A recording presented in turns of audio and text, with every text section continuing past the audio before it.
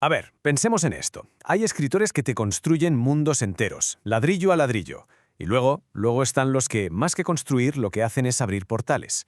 Hoy vamos a sumergirnos en la obra de una autora independiente que se mueve justo en esa frontera, Venus Maritza H.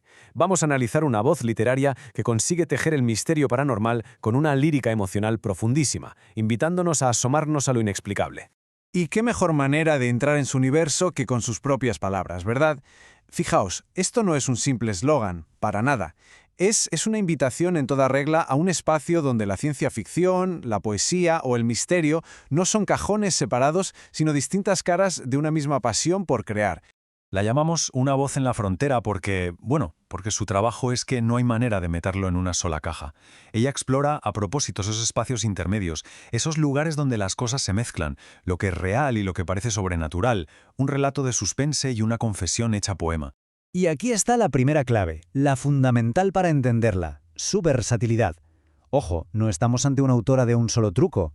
Es que salta de la ciencia ficción a la poesía que te araña por dentro, del escalofrío del misterio a la reflexión más personal.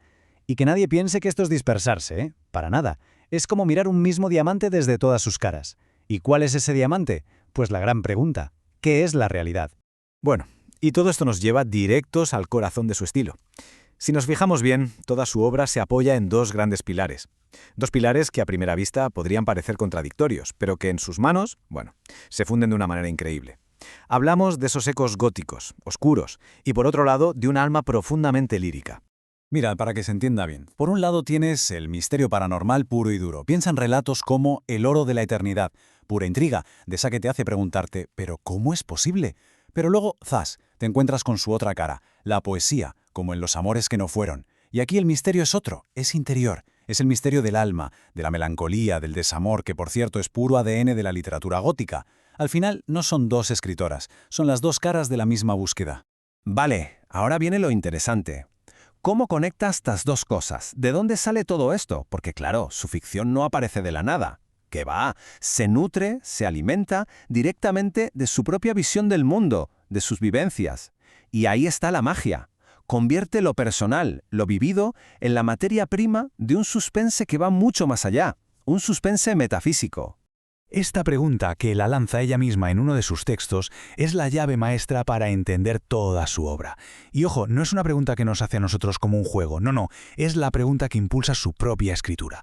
Y su respuesta, a través de sus historias, parece bastante clara. No es que sea posible, es que es inevitable. Y su literatura es, en esencia, la crónica de esa convivencia. Es que en su reflexión, Voces del Más Allá, es como si nos diera el código fuente, el sistema operativo de sus narrativas. Conceptos como la guerra espiritual o el famoso cordón de plata no son simples adornos para crear ambiente, son las reglas del juego de su universo, sus propias reglas. Explica, por ejemplo, cómo las emociones negativas pueden ser portales. Por eso, cuando leemos uno de sus cuentos, tenemos que entender que no estamos solo leyendo una historia de miedo, estamos viendo una puesta en escena de su propio mapa espiritual.